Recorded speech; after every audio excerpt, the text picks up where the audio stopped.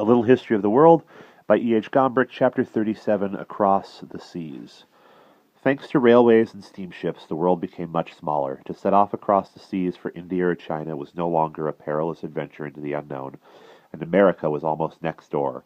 And so, from 1800 onwards, it is even less possible to see the history of the world as that of Europe. We must take a look beyond our frontiers at Europe's new neighbors, and in particular at China, Japan, and America. Before 1800, China was still in many ways the same country it had been at the time of the rulers of the Han family, at around the time of the birth of Christ, and at the time of China's great poets 800 years later. It was a mighty, orderly, proud, densely populated, and largely peaceful land inhabited by hard-working peasants and citizens, great scholars, poets, and thinkers. The unrest, the religious wars, and the endless disturbances which troubled Europe during these years would have seemed alien, barbaric, and inconceivable to the Chinese. True, they were now ruled by foreign emperors who made men wear their hair in a plait as a sign of their submission, but since their invasion, this family of rulers from Inner Asia, the Manchus, had adopted Chinese ways and learnt and absorbed the guiding principles of Confucius, so the empire flourished. On occasion, learned Jesuits came to China to preach Christianity. They were usually received with courtesy, for the Emperor of China wanted them to teach him about Western sciences, and about astronomy in particular. European merchants took home porcelain from China. People everywhere tried to match its exquisite fineness and delicacy, but it took centuries of experimenting before they could do so.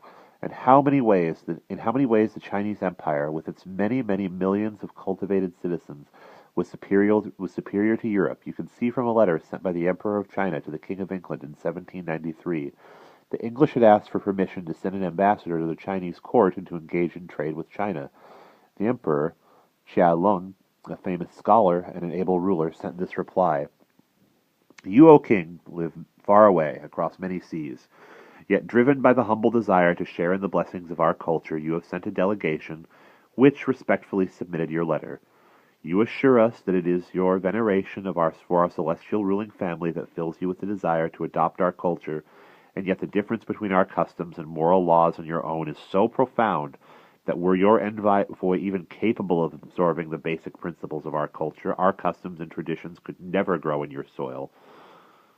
Were he the most diligent student, his efforts would still be in vain. Ruling over the vast world, I have but one end in view, and it is this: to govern to perfection and to fulfill the duties of the state. Rare and costly objects are of no interest to me. I have no use for your country's goods.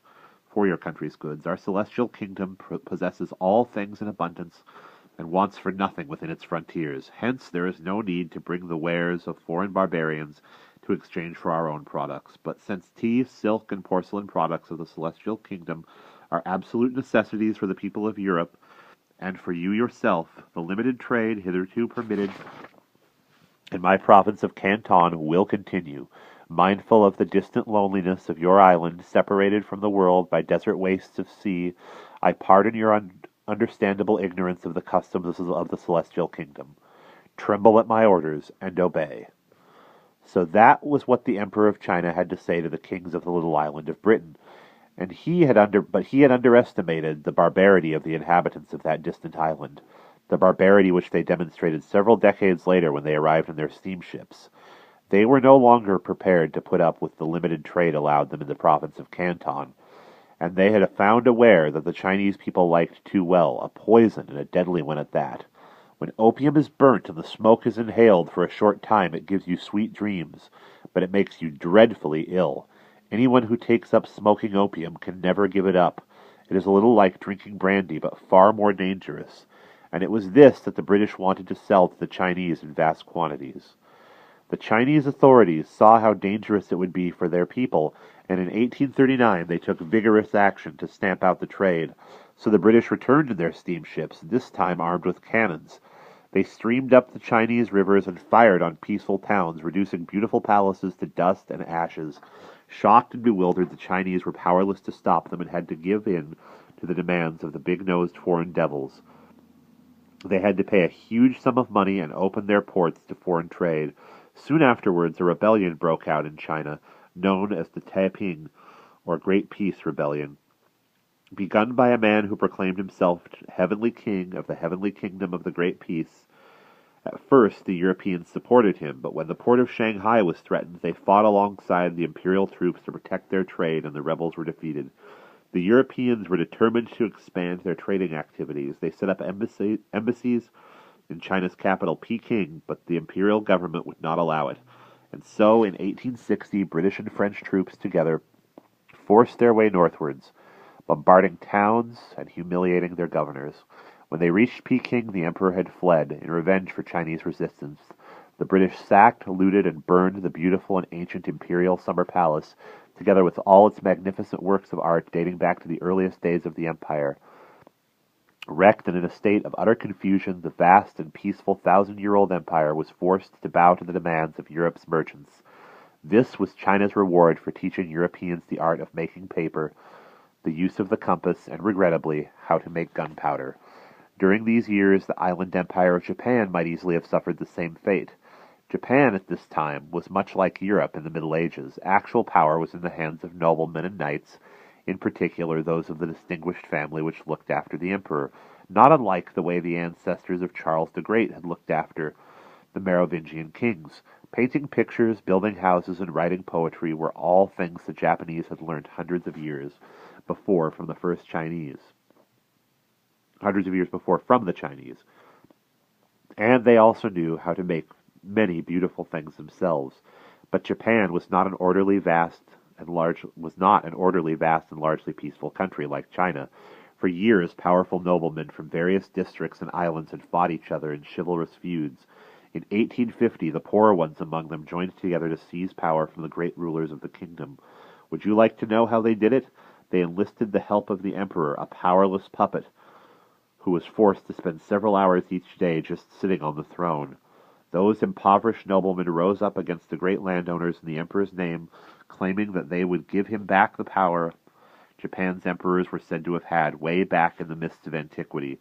All this was happening at about the time when European envoys first returned to Japan, a land forbidden to foreigners for more than 200 years.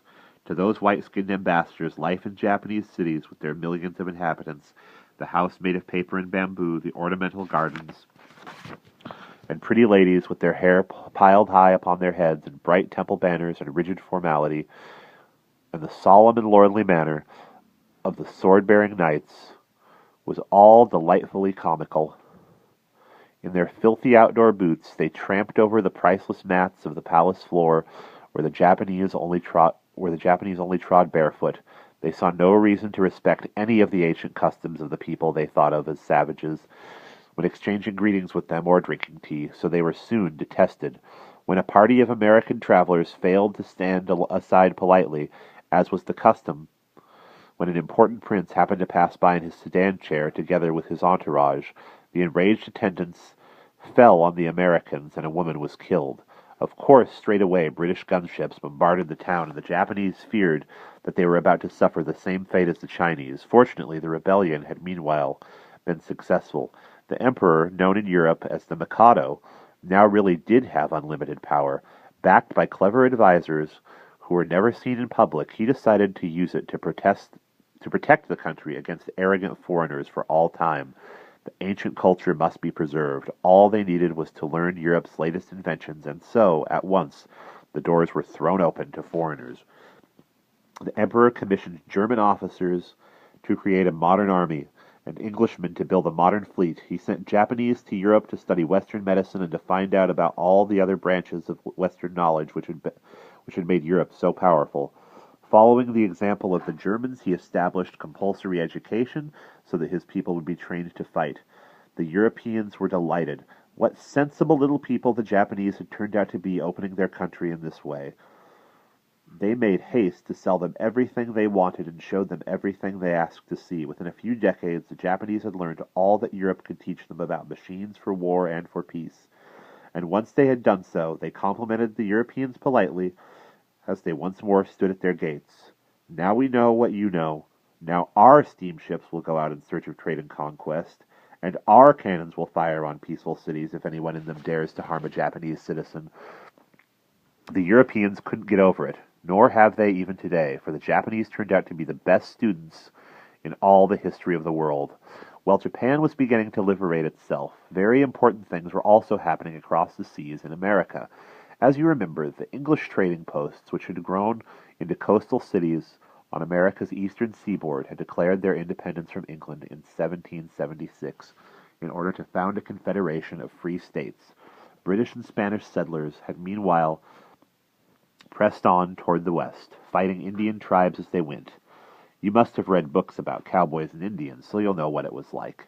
How farmers built log cabins and cleared the dense forest, and how they fought. How cowboys looked after enormous herds of cattle, and how the Wild West was settled by adventurers and gold diggers. New states sprang up everywhere on the land taken from the tribes, although, as you can imagine, not much of that land had been cultivated. But the states were all very different from each other. Those in southern tropical regions lived off great plantations where cotton or sugar cane were cultivated on a gigantic scale. The settlers owned vast tracts of land, and the work was done by Negro slaves brought in from Africa. They were very badly treated. Further north, it was different. It is less hot, and the climate is more like our own. So there you found farms and towns not unlike those of that the British immigrants had left behind them, only on a much larger scale. They didn't need slaves because it was easier and cheaper to do the work themselves, and so the townsfolk of the northern states, who were mostly pious Christians, thought it shameful that the Confederation, founded on accordance with the principles of human rights, should keep slaves as people had in pagan antiquity. The southern states explained that they needed Negro slaves because without them they would be ruined. No white man, they said, could endure working in such heat, and in any case, Negroes weren't born to be free, and so on and so forth. In 1820, a compromise was reached. The states which lay to the south of an agreed line would keep slaves. Those in the north would not. In the long run, however, the shame of an economy based on slave labor was intolerable, and yet it seems little could be done. The southern states, with their huge plantations, were far stronger and richer than the northern farmlands, and were determined not to give in at any cost. But they met their match in President Abraham Lincoln. He was a man with no ordinary destiny. He grew up as a simple farm boy in the backwoods, fought in 1832 in a war against an Indian chief called Black Hawk, and became the postmaster of a small town. There, in his spare time, he studied law before becoming a lawyer and a member of Parliament. As such, he fought against slavery and made himself thoroughly hated by the plantation owners of the southern states. Despite this, he was elected president in 1861. The southern states immediately declared themselves independent of the United States and founded their own confederation of slave states. 75,000 volunteers made themselves available to Lincoln straight away. Despite this, the outlook was very bad for the Northerners. Britain had abolished and condemned slave labor in its own colonies for several decades, but was nevertheless supporting the slave states. There was a frightful and bloody civil war, yet in the end the Northerners' bravery and tenacity prevailed, and in 1865 Lincoln was able to enter the capital of the Southern states to the cheers of liberated slaves. 11 days later, while at the theater, he was murdered by a Southerner.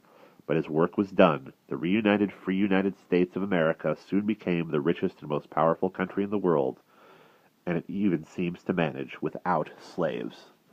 And that's the end of the chapter.